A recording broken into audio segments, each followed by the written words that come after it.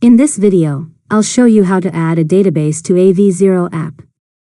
First, open your web browser, go to the V0 website, and sign into your account. Then open the project where you want to add a database. Next, choose the database you want to use.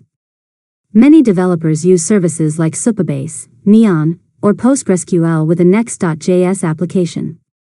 Create your database first if you haven't already. Now, ask V0 to add database support to your application. You can request features such as user accounts, storing form submissions, or saving application data. If you're exporting your project, you'll need to connect your database after opening the code in your preferred code editor. After that, add your database connection details as environment variables and install any required database libraries. Create your database tables and update your application so it can create, read, update, and delete data from the database.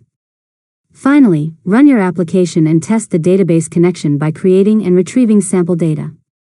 Once everything is working correctly, deploy the updated version of your app with your database connected. And that's it.